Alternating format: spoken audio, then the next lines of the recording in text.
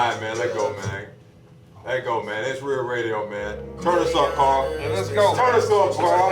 Turn us up, man. Do your thing, man. Morning, Do your thing, man. Let's get up here, man. Do your What's thing, good, man? Hey, man. What's happening, dog? Let's go, Y'all know man. what time it is, man.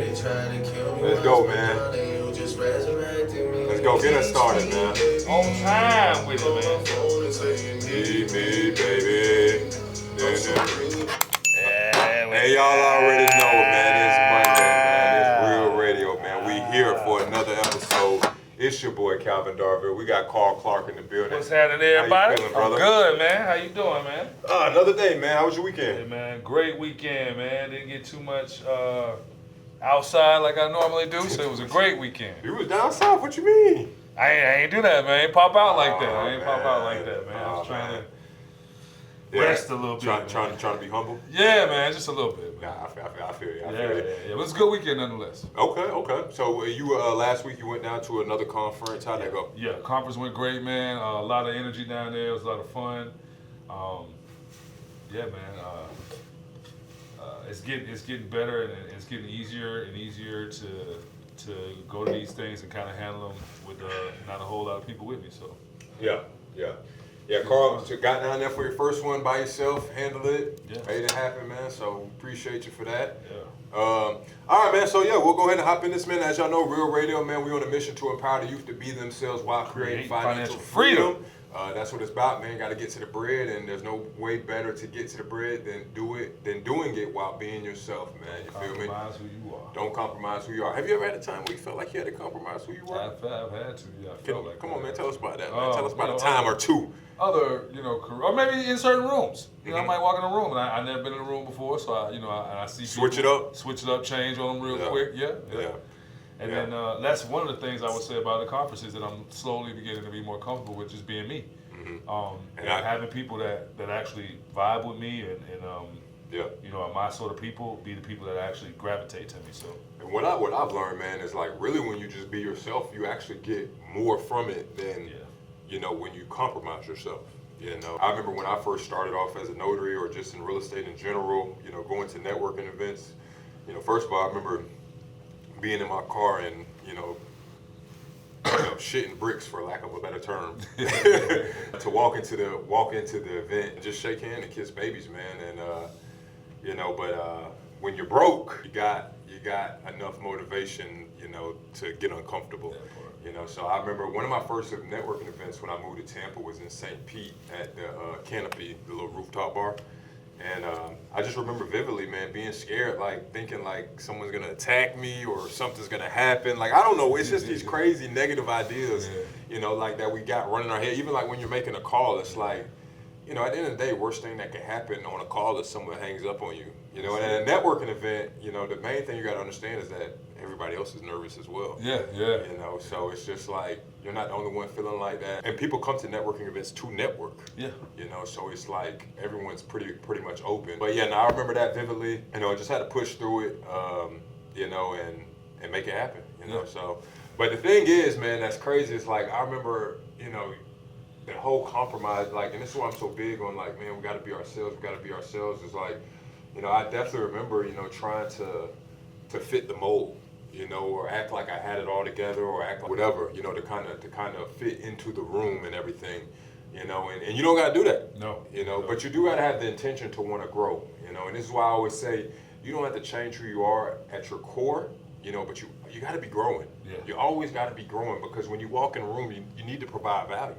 Now if you're a person who has no value that they can add to the room, so if you don't have something that you can bring, whether it's a product, a service, some knowledge, something to the room, then maybe you're just not ready for that room yet.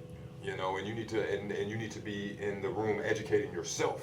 Not in that room, in the room by yourself, educating yourself. So then in turn you could be ready for that room. So that's very important. Yeah.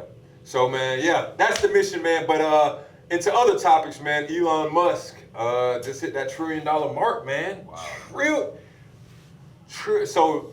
This is so, it was crazy because as soon as he hit it, I'm like, what does trillion even look like? Right. Like, how many commas are on that thing? I Like, don't even know, man. I literally Googled it. How many commas is it? I don't know how many commas, but I know it's a 1 followed by 12 zeros. 12 zeros? followed by 12 zeros. Yeah. Yeah. That's the evaluation for 4 SpaceX, commas. right? 4 commas? 4 commas. Yeah, that's the valuation for SpaceX. Yeah, they went public, right? That's how. IPO. The Yep. IPO went public. Yeah, the IPO went public, and that's where they were valued at. And man, there's a lot of things to unpack there. First, I'll ask you, what do you think about it? Dreams do come true, man. Kevin Durant said it. I'm saying Kevin Garnett said it. You know, anything's possible, bro. Like $1 trillion. First person. First person to do it. Yeah. Anything is freaking possible, man. Literally. Like quite literally. I mean, bro, like we can't even wrap our minds around how big that number is. That is, even if you had 100 billion, you wouldn't even be close to $1 trillion. Like, if you had 100 billion, you're not even close to it. You still need 900 more billion to get to the trillion. 900 more. The trillion, man. And this, it just goes back to like thinking big. Yeah. But I mean, what's bigger than space? I don't know, bro. He's. Like, what's bigger than that? Yeah, Elon snap, bro. I mean, like, come on, man. Like, Yeah. like what's bigger than space? I don't know. But I mean, all right. So this is what I want to unpack and what I want to ask. So, boom, he hit the $1 trillion mark, and obviously SpaceX is what got him there. Right. So, I was reading some of the comments, and they were like, "Oh, imagine having $1 trillion and you're more concerned about going to space than solving the problems here on this planet." What's your opinion on that? I saw that. It was actually, I can't remember the guy's name, but he had a similar sort of like take on it back in the 70s when we first went to the moon. That we were spending all this time Trying to go to the moon yeah, focusing on trying to go to the moon. when we had problems here. Yeah, and it was like, I can't pay my rent here or something. I can't pay my bills here, but we're going to the moon. So yeah, I mean, honestly, I do think there are some issues we have. I mean, I know there's some definitely some issues we have in our country, all over the world, with people, finances, or people being able to survive. I don't know, man. I don't know. I don't know much about it to have much of an opinion on it. I mean, if you had $1 trillion, what would you do? I'd be focused more on But see, you tell me you'd be focused more, like they want him to, like he probably would have never got to $1 trillion if he was focused on here. Yeah. Because the idea has to be big enough for the funds to be attracted, so like. He's talking about satellites all around the world. Huh? He's talking about putting satellites all around the world, if I'm not mistaken. That boy trying to have all the information, all the data. Yeah. I mean, obviously I don't know Elon. I don't know him as a person, so I can't speak on his characteristics. But this is what I'll say to to those type of comments. My opinion is that, first of all, it's his money. It's his company that he created, and there's people who make way less and spend their money on way worse things. Now, yes, there are some funds from the government. Like I mean, obviously, like the funds were attracted through a whole bunch of different things.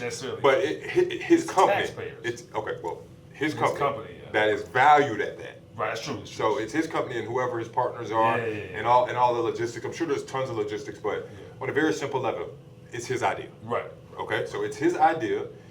It was his courage that has created this return for him and his family and his loved ones and whoever else he decides to benefit from it. So the thing that is questionable to me, which I understand. Yes, there's problems here that need to be addressed for sure. But I mean, it's his. Like why does that matter? Why do we have to dictate what he? Because there's people, like I'm saying, like there's individuals who make way less who spend their money on worse things. It's not. First of all, this is an idea to go to space. This is not a negative idea.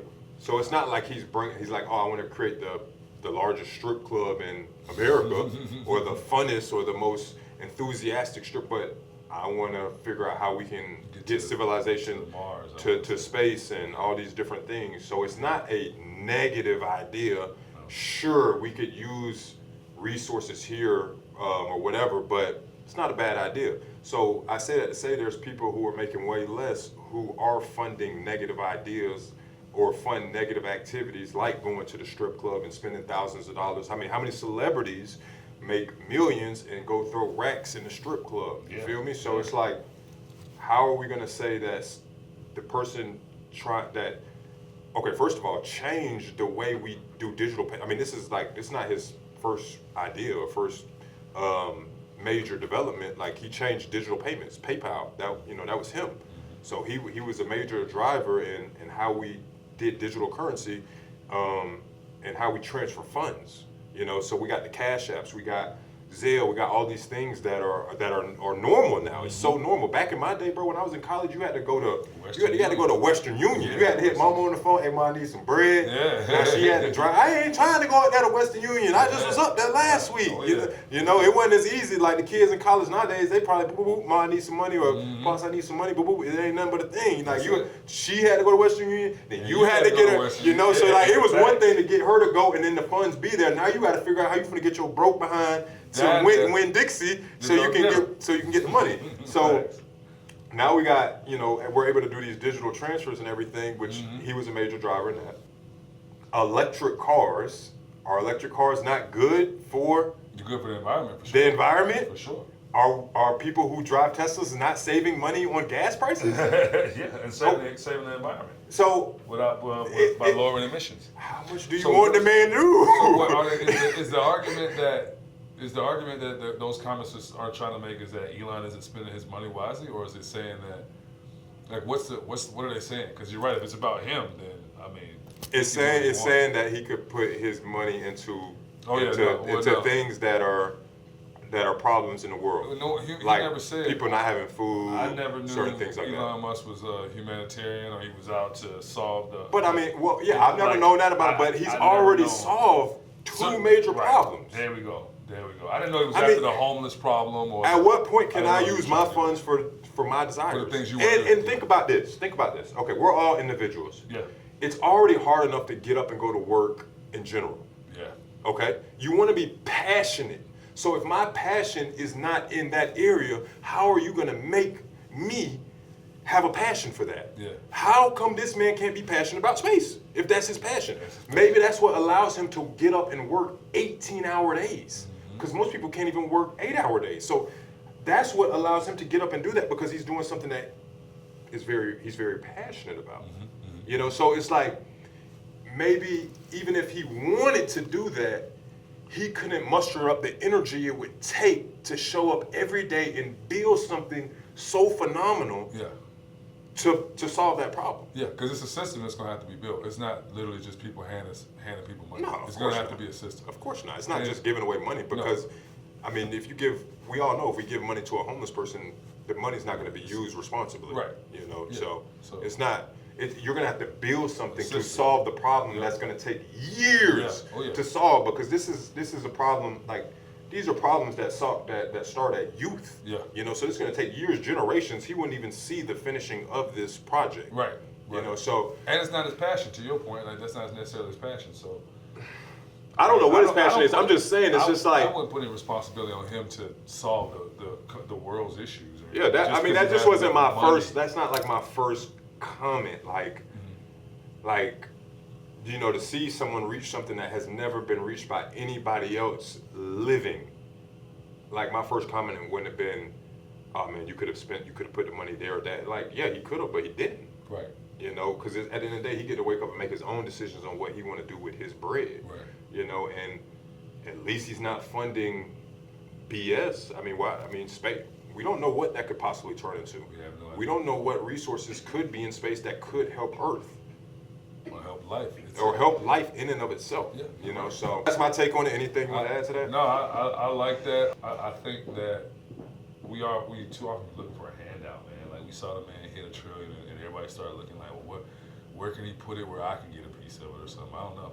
I think, to your point, his passion. Be inspired by it. Yeah, that's what I felt was inspiration. Be inspired. Like, if someone can reach this mark, man, like, you can do anything. See, and the thing for me, man, that I think is something that has always been beneficial for me is, like, I never needed much proof to be inspired. All you had to show me was someone breathing. If he can breathe and he did it, shit, I can do it. Yes, sir. He don't gotta look like me. You know, like a lot of people like, oh, he got like if black people like he ain't black, so I can't like, bro. If he breathe and he did it, then shit is possible. Yeah, man. I ain't trying to hit a trillion. I ain't trying to hit a trillion. But if someone can get 999 billions, I can at least get one of them things. Get one of them billions. Come on, I can get at least one. One of them billions. You can do it 999 times. I can get one of them, bro. I can get And one Brian of them. ain't even that old. He is not old. He ain't that old at all, man. Right, he not up there with Warren Buffett them. Nah, man. Like he not even that old, man. Like you said, man, I was inspired by that shit. As soon as I saw it, I was like, wow, we gotta talk about this Monday. That's crazy. Yeah. That's crazy. Yeah. So yeah, man, kudos to man, Elon and the team, man, and the boys out there, man, SpaceX, kudos. Other topic I wanted to bring up real quick. I don't know if you saw much about it, the Carmelo Anthony case. Yeah, man. I looked into it a little bit. What's going on? I mean, well, he's got found guilty, and I think he was sentenced to 35 years, man. Seems extreme. I mean, I don't know and he's in Texas. You know, obviously, I don't know the law system down to a T, but I mean, it's crazy. It just seems weird how standing your ground, how it applies to certain people in certain ways. You know, I think about Trayvon Martin, and I think about how George Zimmerman followed him. George Zimmerman brought the weapon. It's a great comparison. George Zimmerman killed Trayvon. And he was a grown man. And he was a grown man. And Trayvon was a kid. Trayvon was a kid. And the police told him to stop following him. And you literally got guidance from law enforcement. And he kills him anyway and is acquitted. That's a great comparison. I didn't even think about that. And Carmelo.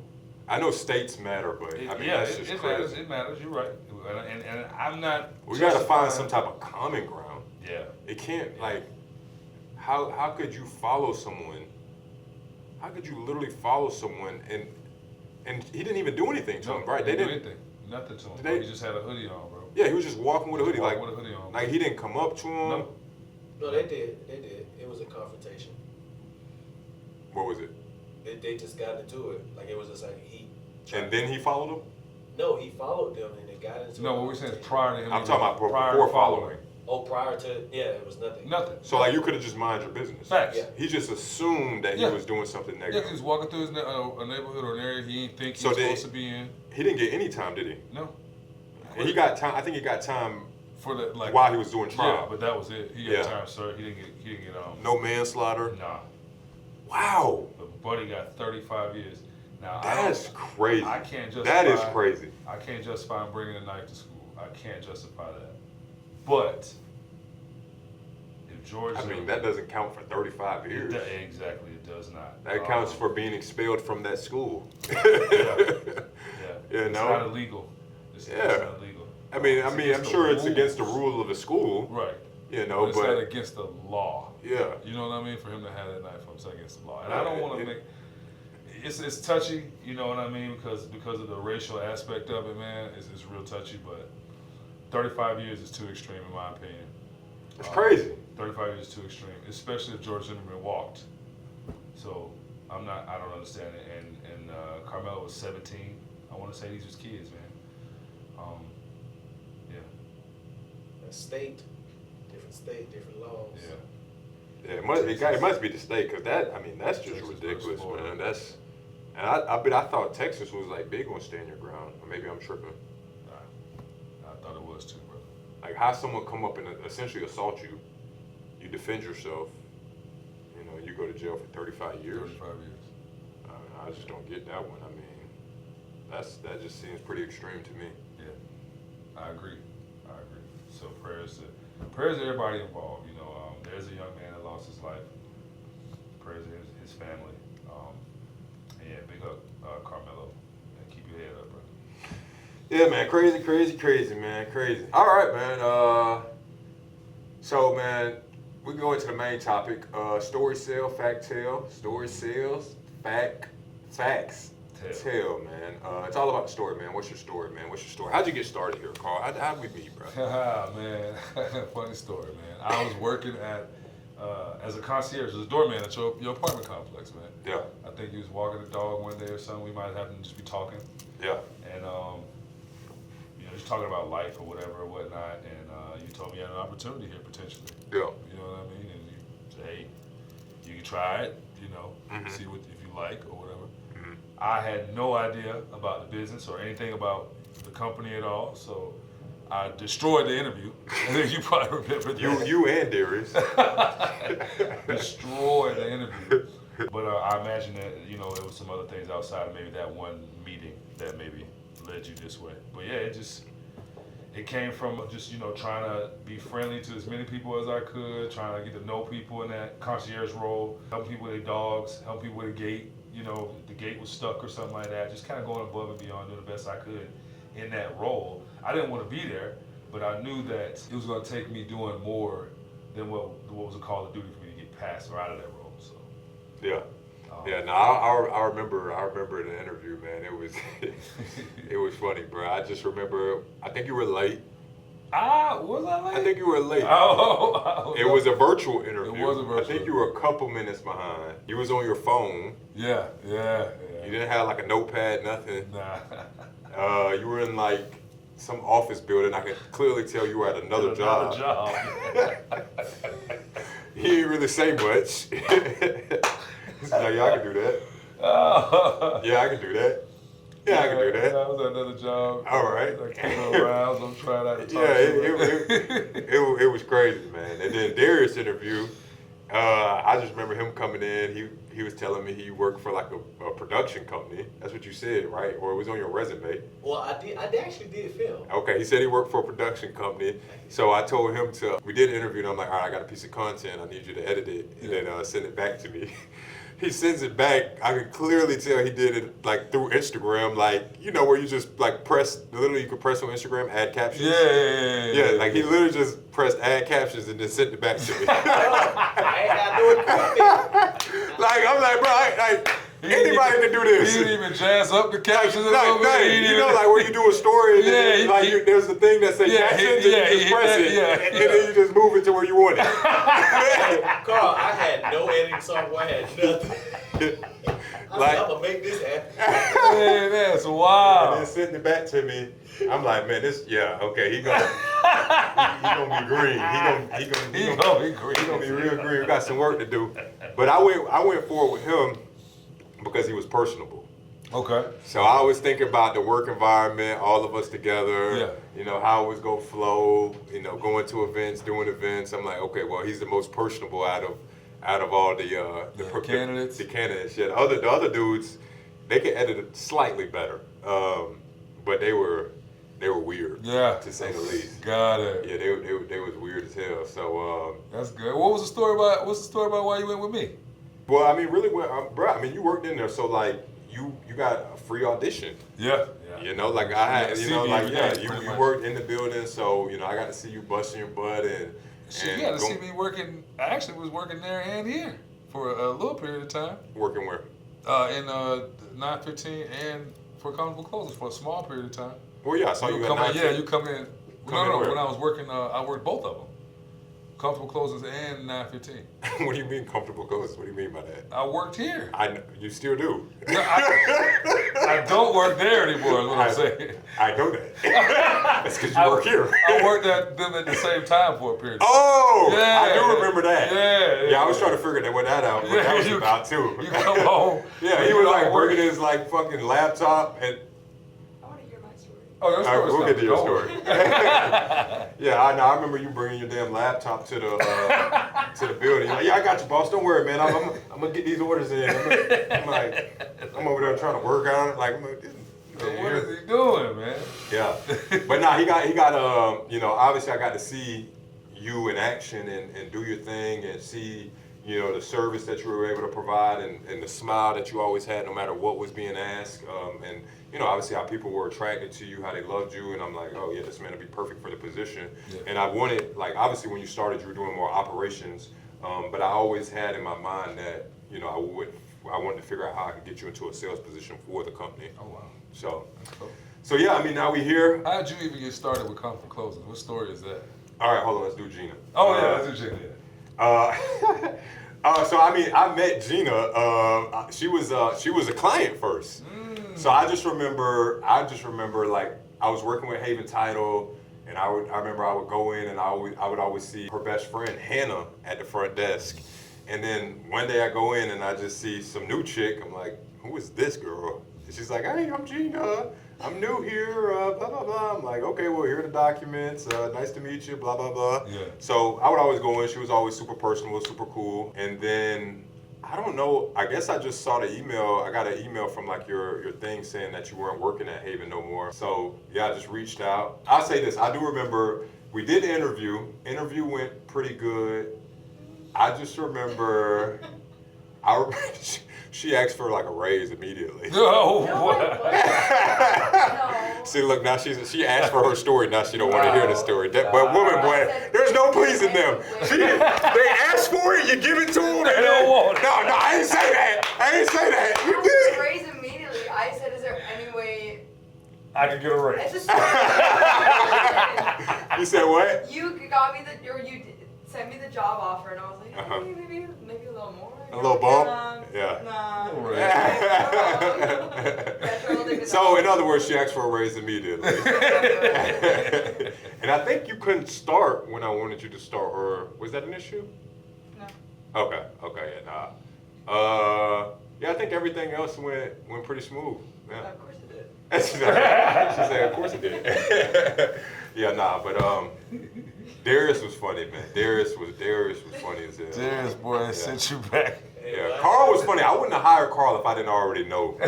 If it was just strictly based off the interview, I would have not hired you. Yeah, it was pretty I'm good. like, this man got way too much going on. He's at another job. Yeah. He's on his phone. He didn't You were set aside. on the interview? Yeah, he just interview on the phone. He didn't set aside any time for the interview. Phones breaking up, because when you're on your phone, like when you're on FaceTime, it's like really pixelated and everything, because usually there's no good connection if you're out in public. Yeah, Listen, man. Gina did a great job of like Actually scheduling time. She was on her. Computer. Yeah, she had nothing but time. Exactly. She had See, nothing but time. I was trying to get it, man. You know what I mean? Like I had that concierge job was not paying the bills, so I was trying to find whatever kind of way I could. You know what I mean? You was out here hustling. Hustling. You was out here hustling. Grind. Gina, can I get some water? Appreciate Grinding, man. So I appreciate you, man, for taking me out of that. Yes, sir. Yes, sir. Hey, but did you guys notice how we all locked in on those conversations just then? Story sell. Those were all stories. Facts tell. So now if we went more into like, oh, you gotta tell stories, but did you see how when Gina came, what's my story? Yeah. Everybody was locked in during the story, and we were all locked in on each other's stories. Yeah. Like, story sell, facts sell, man. So like when you out here and you positioning your product, man, figure out your story. Like, and everyone has a story. Their story is your testimony. Whatever test you're facing, that's your testimony. Don't be scared of your test, man. Like, just open up, be vulnerable, man. There's courage in being vulnerable, man. There's courage in going through things, man. Ain't nobody perfect out here. We all go through things. We all got struggles. We all got wins. We all got victories. We all got stories, man. Embrace your story, man. Embrace it. And guess what? The more you tell it, the better you get at telling it. The more you tell it, the better you get at telling it. And the more you tell it, the more you figure out how strong you were. And like, damn, I really did go through that and make it through that. I did. I really did face that and come out on the other side on top. Like, and you remember little bits and pieces that you even forgot about. Like the more I tell my story, man, like, being an injured football player and and transitioning into business and going from football to working at a gym, being a personal trainer while wholesaling real estate, and then transitioning into being a notary, man. Like, the more you tell the story, the more you figure out little things that impacted the story. You can bring it. Appreciate you. That's dope. But and like, man, like I always tell this one story, and it's so true, that after I graduated college, I graduated in 2017, and I stayed in Tally till probably 2019, and then I moved to Tampa. So, and I was in Tally for like a year and a half, out of school, and working a couple jobs and stuff. So I was just kind of like floating and drifting. And I really was in a negative space mentally because I really had no purpose. I went from the purpose of football, like you know, essentially from 7 years old all the way to 22, 23 years old. And this is a true story, man. Like, I'm in this negative space and like go to the crib, laying in the bed and like literally just like wondering like, okay, damn, how did I get here? Like a person who had all these hopes, dreams, wishes, you know, getting to the point where I'm about to accomplish it. Like, you know, like literally got NFL teams at practice coming to see me, Rams at the first game, you know, so like getting close to the dream and taken away, graduate college, you know, and then when it was taken away immediately, I thought I was gonna come back the next year and still be able to play. You know, so like I'm already like have my hopes up, like, okay, I'm gonna return next season. So my Achilles isn't healing up the way I want it to. So, you know, I'm starting to realize like, okay, this might be it. You know, so like I'm in this negative spot and I'm laying in the bed and I'm like, all right, this football shit seems to be over. But I'm like, how did I still got close. I got so close to it. Like coming from, bro, I used to weigh 170 pounds coming out of high school, but I was still 6'4". So I'm skinny as hell. And then I get to 250. I'm like, I got so close. You know, I got so close to the dream. Like, how did I even get this close to the dream? This wasn't supposed to happen. And I'm like, well, shit, I was very committed. Like, I really was. Like, I remember vividly, like, my friends, like, telling me not to go to the weight room. Like, take a break. Like, bro, take a break. Like, let's go hang out. Let's go party. And I'm like, nah, bro, I'm gonna get a lift in, and then I'm gonna go party. Yeah. But I still made sure I got my lift in. Changed my diet. At 18 years old, like, you know, most people eating whatever the hell they want. You know, I'm like, nah, I gotta get my meals in. I gotta do my protein shakes. I gotta make sure my calories are on point. I gotta start focusing more on protein and these different things so I can gain the weight to get to where I want. And I actually did it. You know, so I'm like, well, shit. If I take this energy, which it was energy, it was commitment, it was the ability to say no to shit, and put it into my life. Like, I should have some type of benefit. And I promise you, this was a moment in my life. And I did that. Like, I literally made a decision to do that. And, you know. The rest is history. And the rest is history. Now, you know, obviously there's trials, there's tribulations along the way still, but it's like, that was a point in my life that actually happened, you know, and the only way I was really able to unpack it and like be able to transfer it to other people was by continuing to tell my story, you know, and remember those bits and details and remember that moment, you know, so that I could share it, you know, with others. Yeah. So, you know, I say all that to say, man, the story, like tell your story, and we all got it, man. We all have a story, man, and we're living it. History is his story. History is his story. It's the word, you know, so, you know, your story is, it's powerful, man. It can impact someone. It can impact someone. It can change someone's life, you know, like, and you know, the whole point of Real Radio, man, is I'm telling you, bro, I just remember being 18 looking for guidance, you know, and I'll say this, man, RIP, because this just popped in my mind, rest in peace to Aldon Smith. I don't know if you guys saw that, defensive end for the 49ers, man. 36 years old, passed away. The way he passed is undisclosed at the moment. But crazy thing is, he was a defensive end. He played the same position. He was a little bit older than me, and we were built similar, tall, more lean. And I looked up to him. You know, when I was in college, like I looked up to him. I would watch his highlights all the time. Him, Vic Beasley, like them boys was a little bit older than me. You know, and it's like, man, when I saw that, man, it's like 31 now, and this man done checked out. You feel me? Done checked out. Yeah, I do. And it's like, but, you know, another thing is that when I was 18, it's like all I had to look up to was athletes. You know, there was no businessmen doing this or men in other fields. You know, it was like the only people you had to look up to was athletes or entertainers. Like if you want to be an entertainer, you know, but you didn't have. So like this is the whole point of it, man. That like, you know, pull back the curtain, you know, and there might be an 18-year-old, 19-year-old, 20-year-old who maybe they don't want to play sports, or maybe they're not like the most athletic, but you know, they got a mind and they like, man, I want to help people, you know, I don't want to be a doctor. I don't want to go to school for 8 years or 10 years or 12 years or 16 years and do all of that mess. Like, I want to get into business, you know, and I want to do it now, you know, so we could be that You know, the goal is to be that for that person. Yeah. You know, so. But yeah, man, prayers up to Aldon Smith. Crazy, man, crazy. 36-year-old checked out. And, you know, the older I get, man, this thing go quick, man. It's people checking out, falling out, right, man. You know, people that are my age, you know, gone forever. You feel me? So, listen, man, if you got a dream, if you got a mission, shit, if you got passion, you need to get on it right now and stop waiting, because I got to 30 really damn quick. Who you telling? I got to 30 really damn quick, you know. Who you telling, man? And you just don't know when that clock expires. No, you don't, man. I was saying that, you know, I said that pretty much every morning, man. Like, man, I am 40-something years old, 40 plus. I promise you I wasn't born this way. But like you say, Well, he didn't come out with a great beard. I promise you I did. But like you said, man, time ain't waiting on nobody.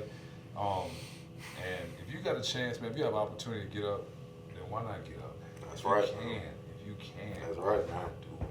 That's right, man. Share your story, man. Have courage, man. It's a decision. Have courage, man. Have confidence, man. Just show up and do it, man. I'm telling you, you just don't know who. Even if the person that you impact and don't say nothing to you, man, I'm telling you, you just never know. You just never know who you might be impacting, man. For real. There's people that impact me. I ain't never told them that they impacted me. Facts, 100%. Feel me? 100%. And I just look at them. Just look at them, and yep. And they could be normal people. Yep. You know, like normal people, like, and just like something that they do or their consistency or whatever, it's just like, it's admirable. Mm-hmm. You know, so be that. You know, be that for people. Yeah, man. People admire, or don't nobody admire nothing that don't have no resistance either, man. So. Yeah, that's why nobody likes the trust fund baby. Yeah, right. You know, no one likes trust fund babies. How much would you respect me if I told you I bench 25 pounds a day? 25 pounds a day, I'd be like. Today. Oh, today? Yeah. Like, what are we talking about? On the bench, 25 pounds. Not, what are we talking about? See, exactly. No respect at all. There's no resistance. What are we talking about? Was there some chains on that motherfucker? Nah, there's 25 pounds. I tell you, I respect that if he was like, I got one arm and my damn leg is cut off. I'd be like, God damn. That's it. That's some resistance, brother. Yeah, exactly. Yeah, man. Yeah, man. But be an example, man. Show up, do hard things, do things that make you uncomfortable, and you know, you never know where you'll reach. But let me reel this in, because we got onto these stories, man. Yeah. Story sell, man. Yeah. Story sell, facts tell, okay? You are a business owner, you're a young professional, wherever you're at on your journey, man, I'm telling you, we got to get away from, listen, people need to know what you do, but you got to get away from only sharing that. You know, share who you are so they can figure out, because if I got two competitors, they do the same exact thing, I know they do the same exact thing, but I know this person and I don't know this person, I'm gonna go here.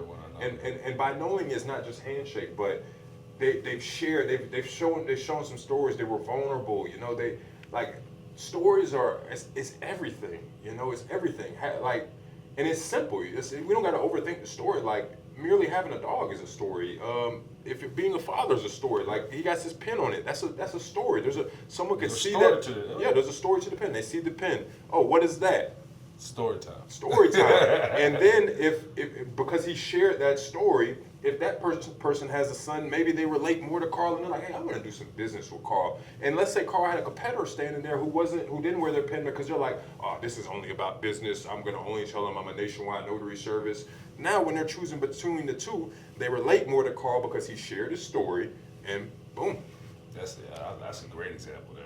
So yeah, man, share the story, man. Stories are everything. Stories sell, facts tell. Okay, people need to know what you do, but the story is what's gonna keep them there. It's what's gonna keep them there. So lean into who you are as a being, who you are as a person, and tell your story. I love that, bro. Tell your story, man. Oh, yeah. You know, Carl got a great story, man. From clerk to $1 Million Salesman. That part. That could be the name of a book, really. It is the name of a book. You know, well, from concierge. Let me say, if you're in a bookstore and one of them says $1 Million Salesman, but the other one says concierge to $1 Million Salesman, which one are you picking up? The concierge is $1 Million Salesman. Because it sounds like a better story. Sounds like Sounds like a better story. $1 Million Salesman just sounds like, oh, he's just gonna tell me facts. Yeah. All right, do this. You cold call at this time. You blah blah blah blah blah. But concierge to $1 Million Salesman sounds like a great story. Like, damn, how the hell did he go from being a concierge? It gives you hope. It gives you hope. Like, even if I'm not a concierge, but you know, whatever you're at, you're like, damn, I could go from wherever I'm at. Like, the concierge went from being a concierge to being $1 Million Salesman. Like, It's a story. Story sell, facts tell. Hey man, I like that book title, bro. I'm I'm glad that that's already recorded, because it's coming, huh? it's coming. Yeah. By Carl Clark. That made me feel a certain way, man. Concierge, the $1 million salesman. Yeah. He liked that one there. Yeah. Copyright. I like that. Copyright that, man. Let's go. Let's go. Maybe even Giselle. She was a concierge. Concierge, $1 million something. Hopefully she can reach her dreams. Yeah, go Giselle. Shout out Giselle. All right, man. Hot take? Or you got anything else for the stories or what? No, I don't have a hot take, but I would just say, man, show up, man. Like you said, if you show up, things gonna happen. If you show up, things gonna happen. I guarantee if you don't show up, it won't. That's really the only thing you can guarantee. If you don't show up, you can guarantee nothing will happen. Guarantee nothing will happen. But if you show up, you never know. I mean, that's in any area of life, any avenue of life. That's what I have to tell myself every day, every morning. When I'm tired, I don't want to go to the gym, I don't want to work out, these bones are sore. If you just show up, something will happen. Just show up. But I'm going to tell you this, man. Immediate responses in anger can ruin relationships in a moment, as opposed to waiting with wisdom can save a relationship for a lifetime. So I don't know if that made sense or if that delivered for you guys, but essentially the topic was about anger issues. You know, and we all get mad. You know, we're all human. But he was speaking about a lot of times the immediate response isn't the best response. You know, most of the time. And a lot of relationships could have been preserved if we just took time to respond. You know, so I guess do with that with what you want. You know, so you know, just if you find yourself in a moment where you know you're frustrated or you're mad, you know, just take the time to respond. Take the time that you need, you know, to respond, so you can preserve that relationship. You know, because it could be a very fruitful relationship that could be ended, you know, in that moment because you know we didn't just wait to cool down, become more level-headed, you know, and see where maybe we played a role or we didn't play a role or whatever, and you know, talk it out. Yeah. Cool. They said Abraham Lincoln. He was saying that Abraham Lincoln during the Civil War, when he was mad, he would write notes to himself, like pissed off, or not to himself, but to whoever made him mad. But he would never send them. He like put them in this like do not send thing. So he would write these like letters to the person that made him mad, and but he would never send them. So I mean, he still got it off him. Yeah. So I mean, if the president could do it in a Civil War, I think we could do it in our everyday lives. You know, take a little bit of time to respond. And I think the thing that's, you know, that's tough in this day and age is that we can respond so quickly. We can. You know, back in the day, like you would have, if you send a letter, you gotta write the letter, you know, and then you gotta, you know, take it to wherever it needs to go, and then they got, you know, it's gonna take a while. But now it's like, as soon as you get mad, you can respond immediately, you know. So that's the bad thing. Yeah, man. So, yeah, anything else, man? You got closing out, man? I can't think of nothing else closing out, man. All right, man. Well, oh yeah, I'm sorry. Congratulations to the Knicks, man. The Knicks are the. Oh yeah, shout out to the Knicks for winning the NBA Finals. NBA Finals, man. I thought the Spurs would have put up a better fight. Bro, they had double-digit lead every game. Yeah. And blew man, I'll say this, man. The Knicks, boy, it ain't never over, bro. No, it ain't never over. That third game, I was watching that one. That was I literally turned it off. I'm like, all right, this one's over. It's gonna go. They're gonna go 2-2. You know, like it's over. There's no way they're coming back. Man, I woke up. I was mad too. I missed the classic. Yeah, I was just gonna say. I was so mad, man. That was a classic. That was a I was classic like, game. damn, how did I miss this one? That's one of those documentaries. Oh yeah. Yeah. Shout out to them diehard Knicks fans too, man. They deserve it, man. Spike Lee. Yeah, the diehard Knicks fans. Yeah, not the bandwagon. Yeah. But the diehards, man. Y'all deserve it. Especially Spike Lee, man. Yeah, Nobody can't Spike. tell Spike Lee nothing, man. You know, that boy went through it, man. That boy done been there, bro. Yeah. All 53 of them years that they was bad. Yeah. Spike been there. And I think, man, their testimony, man, it's not about having the best player, but having the best team. Yeah, man. It's not about having the best players, but having the best team, man. How do you guys gel together? Yeah. How do you guys work together? How do you guys help each other? You know, because, I mean, they're essentially a whole bunch of, before the finals, a whole bunch of no names. Yeah. I didn't know one player on the team. I mean, I'm not the biggest basketball fan, but I think that's I think that kind of tells. Like, I know who Wemby was. Maybe, or Carl, you know, Cat. Oh, well, yeah, Cat. Yeah, Cat. But Jalen Brunson, now, whole time he played in Dallas. I didn't even really know so much about him there. Yeah. But the boys did win together in college, though. Yeah, I saw that. That's Bridges, good. Hart, and which either shows like when you got chemistry. Yep. You know, they already got established chemistry, so they were able to just transition that to the league. You know, so it's not about being the best player, but you know, just having the best team and working together so that you can come out on top. Yeah, man. Keep you a strong team, man. Yes, sir. Yes, sir. Yeah. All right, man. Well, we out of here, man. We'll catch y'all next week, man. Go, man. Let's get it.